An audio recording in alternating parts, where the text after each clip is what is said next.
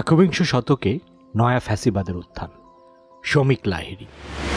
Zorzi ডিমিট্রভ 1935 সালের August মাসে অনুষ্ঠিত কমিন্টার্ন বা কমিউনিস্ট আন্তর্জাতিকের 7ম কংগ্রেসের 3য় প্লেনারি অধিবেশনে ফ্যাসিবাদের প্রকৃত চরিত্র, কার্যপদ্ধতি, উত্থানের কারণ এবং এর বিরুদ্ধে লড়াইয়ের পথ সর্বপ্রথম ব্যাখ্যা করেছিলেন। ফ্যাসিবাদের আক্রমণ এবং ফ্যাসিবাদের বিরুদ্ধে শ্রমিক শ্রেণীর সংগ্রামে কমিউনিস্ট আন্তর্জাতিকের করণীয় শীর্ষ এক ঐতিহাসিক দলিল পেশ করে। এটি রচনায় জার্মানির কমিউনিস্ট আন্দোলনের নেত্রী ক্লারা জেটকিনও গুরুত্বপূর্ণ ভূমিকা পালন করেছিলেন। ফ্যাসিবাদ কি? ডিমিট্রভের কথায়, ফ্যাসিবাদ হল লগ্নিপুঁজির সবচেয়ে প্রতিক্রিয়াশীল, সবচেয়ে উগ্র জাতীয়তাবাদ, সবচেয়ে আগ্রাসী অংশের উন্মুক্ত একনায়কত্ব। তিনি ব্যাখ্যা করেন যে ফ্যাসিবাদ কেবলমাত্র একক ব্যক্তি বা দলের শাসন নয়, বরং এটি মূলত বৃহৎ পুঁজিপতিদের স্বার্থ রক্ষার জন্য একটি দমনমূলক শাসন ব্যবস্থা। ফ্যাসিবাদ জনগণের গণতান্ত্রিক অধিকার হরণ করে, শ্রমিক শ্রেণীর সংগঠন ধ্বংস করে এবং যুদ্ধ ও আগ্রাসনই এদের হাতিয়ার। ফ্যাসিবাদ আসলে লগ্নি পুঁজির ক্ষমতা। এটি শ্রমিক শ্রেণী এবং বিপ্লবী কৃষক ও বুদ্ধিজীবী সম্প্রদায়ের বিরুদ্ধে সন্ত্রাসী প্রতিহিংসার সংগঠন।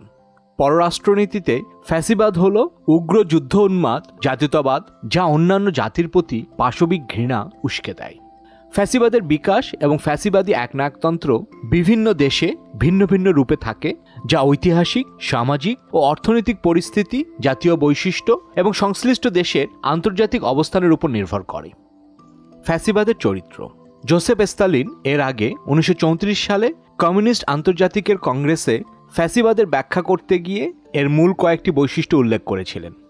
ফ্যাসিবাদ কেবলমাত্র একজন নেতা বা রাজনৈতিক দলের শাসন নয়, এটি মূলত বৃহৎ পুঁজিপতিদের স্বার্থ রক্ষার জন্য ব্যবহৃত হয়। ফ্যাসিবাদী শাসন শ্রমিকদের অধিকার কেড়ে নেয়, ট্রেড ইউনিয়ন নিষিদ্ধ করে এবং বিপ্লবী আন্দোলন দমন করে। ফ্যাসিবাদ জাতীয়তাবাদকে চরম উগ্র পর্যায়ে নিয়ে যায় এবং সামরিক আগ্রাসনকে উস্কে দেয়, গণতান্ত্রিক প্রতিষ্ঠানগুলোকে ধ্বংস করে এবং বিরোধী মতকে নির্মূল করে। ফ্যাসিবাদের বিরুদ্ধে লড়াই করতে হলে কমিউনিস্টদের নেতৃত্বে শ্রমিক শ্রেণী ও গণতান্ত্রিক শক্তিগুলোর মধ্যে ঐক্য গড়ে তুলতে হবে।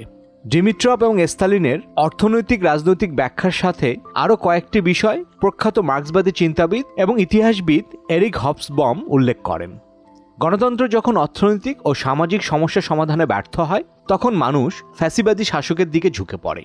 গণতান্ত্রিক আন্দোলনের বিরুদ্ধে প্রতিক্রিয়াশীল শক্তি ফ্যাসিবাদ শ্রমিক শ্রেণীর বিপ্লবী আন্দোলনকে দমন করতে উদ্যত হয়। রুশ বিপ্লবের পর ইউরোপ জুড়ে সমাজতান্ত্রিক ভাবনা প্রসারিত হচ্ছিল, যা পুঁজিপতিদের আতঙ্কিত করেছিল। ফলে তারা ফ্যাসিবাদকে ব্যবহার করে সমাজতান্ত্রিক বিপ্লব ঠেকানোর চেষ্টা করে। ফ্যাসিবাদ শুধু সামরিক দমননীতির মাধ্যমেই টিকে ছিল না, জনগণের সমর্থনও পেয়েছিল, বিশেষ করে মধ্যবিত্ত শ্রেণীর, যারা অর্থনৈতিক সংকটে ক্ষতিগ্রস্ত হয়েছিল। ফ্যাসিবাদের বিরুদ্ধে লড়াই করতে হলে কেবলমাত্র সামরিক যুদ্ধই যথেষ্ট নয়, এটি একটি আদর্শগত ও সামাজিক লড়াইও বটে। সমাজতান্ত্রিক আন্দোলন, শ্রমিক সংগঠন এবং গণতান্ত্রিক শক্তির সম্মিলিত প্রতিরোধই একমাত্র ফ্যাসিবাদকে প্রতিহত করতে পারে। ফ্যাসিবাদ শুধুমাত্র একনায়কতান্ত্রিক শাসন ব্যবস্থা নয়, বরং এটি পুঁজিবাদী সমাজের গভীর সংকটের প্রতিফলন। ফ্যাসিবাদ হল ক্ষয়িষ্ণু পুঁজিবাদের উগ্র একটা রূপ, যা কেবলমাত্র দমনপীড়নের মাধ্যমে টিকে থাকে এবং গণতান্ত্রিক ও সমাজতান্ত্রিক আন্দোলনকে দমন করার চেষ্টা করে। ফ্যাসিবাদের উৎপত্তি। জিওভানি জেন্টিল ফ্যাসিবাদী দর্শনের অন্যতম ব্যাখ্যাকার। বেনিটো মুসোলিনি নিজেই ফ্যাসিবাদের দার্শনিক হিসেবে বর্ণনা করেছিলেন জেন্টিলকে। তিনি 1932 সালে মুসোলিনির নামে প্রকাশিত ও প্রচারিত দ্য ডকট্রিন অফ ফ্যাসিজম প্রবন্ধের প্রথম অংশের ছদ্মলেখক ছিলেন। ফ্যাসিস্ট শব্দটি এসেছে ইতালীয় শব্দ ফ্যাসিও থেকে, যার অর্থ গুচ্ছ বা সংঘ। 1919 সালে বেনিটো মুসোলিনি ফ্যাসি দি কমব্যাটিমেন্তো নামে একটি রাজনৈতিক গোষ্ঠী প্রতিষ্ঠা করেন, যা পরে জাতীয় ফ্যাসিস্ট পার্টি পিএনএফ হিসাবে আত্মপ্রকাশ করে। ফ্যাসিস্ট শব্দটি প্রথম রাজনৈতিকভাবে ব্যবহৃত হয় 1919 সালে মুসোলিনির নেতৃত্বে ইতালিতে। প্রথম বিশ্বযুদ্ধ পরবর্তী সময়ে যখন ইতালিতে রাজনৈতিক অস্থিরতা ও অর্থনৈতিক সংকট প্রবল ছিল, সেই সময়ে মুসোলিনি ফ্যাসিবাদের আদর্শের প্রচার শুরু করেন। 1922 সালে মুসোলিনি ইতালিতে প্রথম ফ্যাসিস্ট সরকার প্রতিষ্ঠা করেন, যা পরবর্তী সময়ে হিটলারের নাৎসি জার্মানি ও অন্যান্য একনায়কতান্ত্রিক শাসন ব্যবস্থা তৈরিতে অনুপ্রাণিত করে। ফ্যাসিস্টদের অন্তিম পরিণতি। অ্যাডলফ হিটলার দ্বিতীয় বিশ্বযুদ্ধে নাৎসি জার্মানির পরাজয়ের সময় আত্মহত্যা করেন। 1945 সালের 2 মে সোভিয়েত লাল ফৌজ মার্শাল জর্জি কনস্টান্টিনোভিচ জুকোভের নেতৃত্বে বার্লিনে প্রবেশ করে।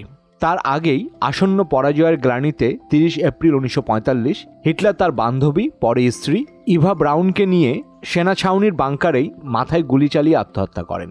আর ইভা ব্রাউন সায়ানাইড বিষ খেয়ে আত্মহত্যা করেন। বেনিতো মুসোলিনির মৃত্যু হয় জনগণের হাতে 1945 সালেই। যুদ্ধে ইতালির পরাজয়ের পরেই মুসোলিনি পালানোর চেষ্টা করেন।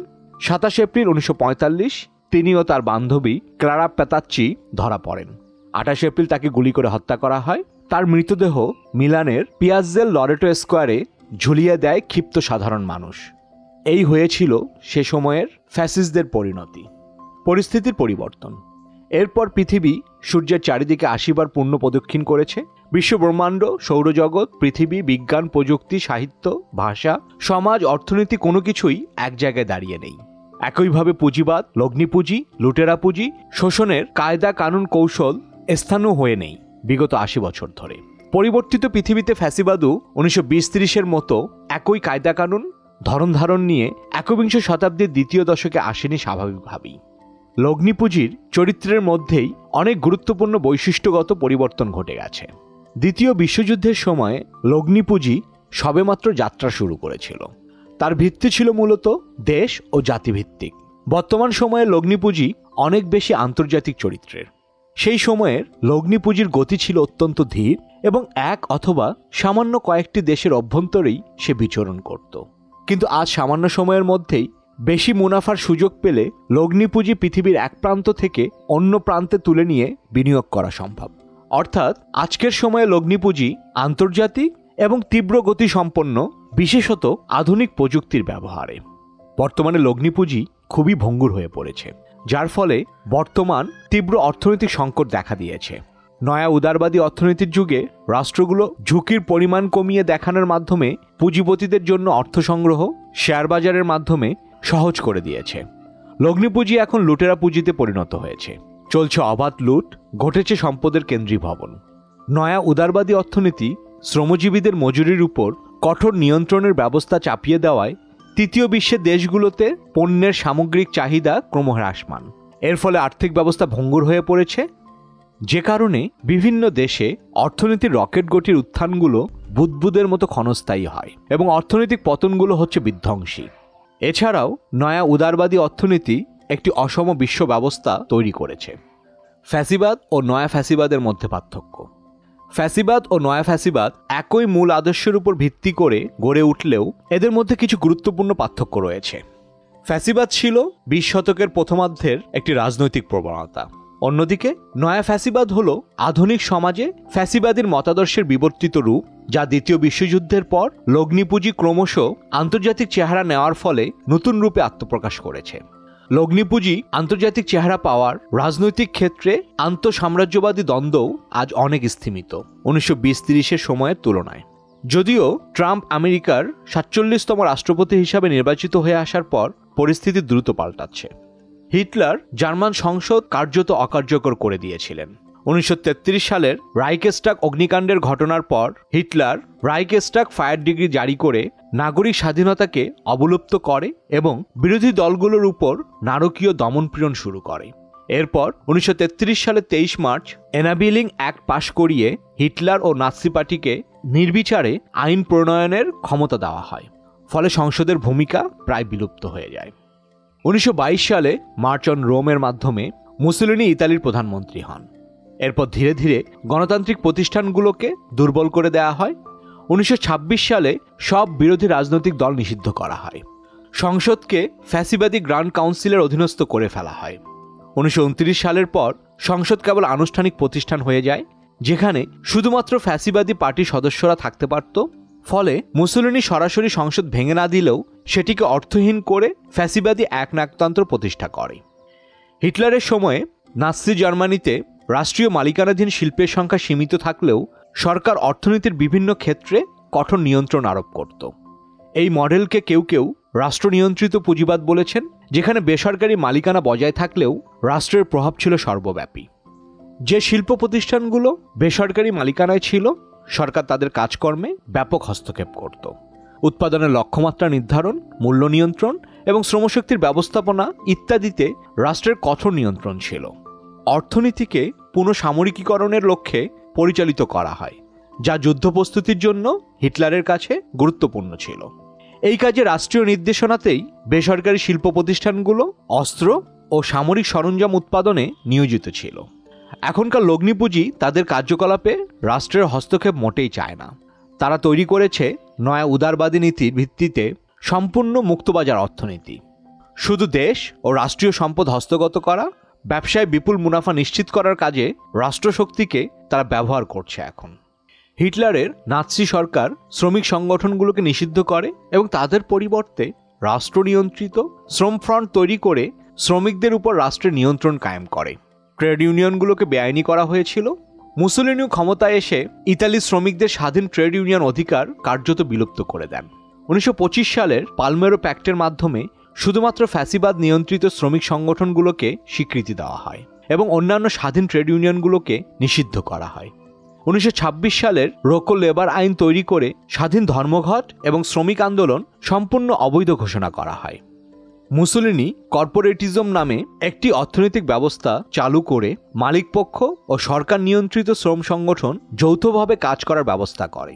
কিন্তু সাধারণ শ্রমিকরা নিজেদের স্বার্থ রক্ষা করতে পারত না, কারণ স্বাধীন ইউনিয়ন নিষিদ্ধ ছিল। এগুলোই ছিল ফ্যাসিস্ট একনায়কতন্ত্রের গুরুত্বপূর্ণ বৈশিষ্ট্য। উগ্র জাতীয়তাবাদ, একনায়কতন্ত্র, আগ্রাসী যুদ্ধ, এই ছিল সে সময়ে ফ্যাসিবাদের মূল চেহারা। আজকেও ফ্যাসিবাদীরা উগ্র জাতীয়তাবাদকেই ব্যবহার করে, কিন্তু সরাসরি একনায়কতন্ত্র কায়েম না করে গণতান্ত্রিক কাঠামো বজায় রেখে স্বৈরাচারী শাসনের প্রচেষ্টা চালায়। মুসোলিনি হিটলারের মতো সামরিক অভ্যুত্থান, হিংসাত্মক দমননীতি, একদলীয় শাসন প্রতিষ্ঠা না করে আজকের ফ্যাসিস্টরা গণতন্ত্রের মাধ্যমে ক্ষমতা দখল করে। সংবাদ মাধ্যম সহ আধুনিক প্রযুক্তির নানাবিধ প্রচার মাধ্যমকে ব্যবহার করে শাসন ক্ষমতায় আসে বা টিকে থাকে।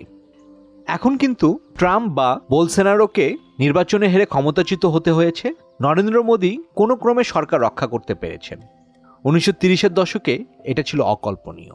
সে সময়ে ফ্যাসিবাদ মূলত রাষ্ট্রীয় প্রচার যন্ত্রের মাধ্যমে জনগণকে বিভ্রান্ত করত অথবা সরাসরি হুমকির প্রচার করত। নয়া ফ্যাসিবাদ সামাজিক গণমাধ্যম ও অন্যান্য গণমাধ্যমের মাধ্যমে বিভ্রান্তি ও মিথ্যাচার ছড়ানোর মাধ্যমে মানুষের মতামতকে নিয়ন্ত্রণ ও নির্মাণ করে। নয়া ফ্যাসিবাদ আধুনিক প্রযুক্তি নির্ভর সোশ্যাল মিডিয়ায় ভুয়া সংবাদ, ষড়যন্ত্রে ভুয়ো তথ্য ছড়িয়ে জনগণকে বিভ্রান্ত করে। খোলাখুলি বর্ণবাদ ও ইহুদি বিরোধিতার মতো রাস্তায় না হেঁটে সূক্ষ্মভাবে জাতিগত ও অভিবাসী বিরোধী প্রচার, ইসলামোফোবিয়া তৈরি করে নয়া ফ্যাসিবাদ মানুষের মনকে বিষিয়ে তোলে, বিদ্বেষ বিভাজন তৈরি করে। ফ্যাসিবাদ সরাসরি জাতিগত শ্রেষ্ঠত্বের কথা বলতো, যেমন নাৎসিরা জার্মানিতে আর্য জাতির শ্রেষ্ঠত্ব প্রচার করেছিল। ট্রাম্পের পুনরুত্থান, ইউরোপের উগ্র দক্ষিণপন্থী দলগুলোর ক্ষমতা দখল বা শক্তিবৃদ্ধি, ভারতে হিন্দুত্ববাদী উগ্রপন্থার বিস্তার ইত্যাদির মাধ্যমে আজ নতুন চেহারার ফ্যাসিবাদীরা আত্মপ্রকাশ করছে। নয়া ফ্যাসিবাদ সূক্ষ্মভাবে অভিবাসন বিরোধী নীতি গ্রহণের মাধ্যমে বিদেশিদের বিরুদ্ধে ঘৃণা ছড়ায় এবং সাংস্কৃতিক পরিচয় বা ধর্মরক্ষার নামে সংখ্যালঘুদের বিরুদ্ধে বিদ্বেষ নির্মাণ করে। ফ্যাসিবাদ ও নয়া ফ্যাসিবাদ উভয়ই একনায়কতান্ত্রিক প্রবণতা নিয়ে চলে, তবে নয়া ফ্যাসিবাদ আধুনিক যুগের গণতান্ত্রিক কাঠামোর মধ্য থেকে কাজ করে। এটি খোলাখুলি স্বৈরতন্ত্র চাপিয়ে দেয় না, বরং গণতান্ত্রিক প্রতিষ্ঠানগুলিকে ধ্বংস না করে সেগুলিকে পঙ্গু বা দুর্বল করে নিজেদের নিয়ন্ত্রণে এনে একনায়কতন্ত্র প্রতিষ্ঠার চেষ্টা করে। মনে রাখতে হবে, যুক্তরাষ্ট্রের ট্রাম্প, ইতালির জর্জিয়া মেলোনি, ব্রাজিলের বোলসোনারো, আর্জেন্টিনার জাভিয়ের মিলেই অথবা ভারতের নরেন্দ্র মোদী কেউই এখন পর্যন্ত সংসদ তুলে দেননি বা বিরোধী দলগুলোকে নিষিদ্ধ ঘোষণা করে চূড়ান্ত একনায়কতন্ত্র স্থাপন করেননি।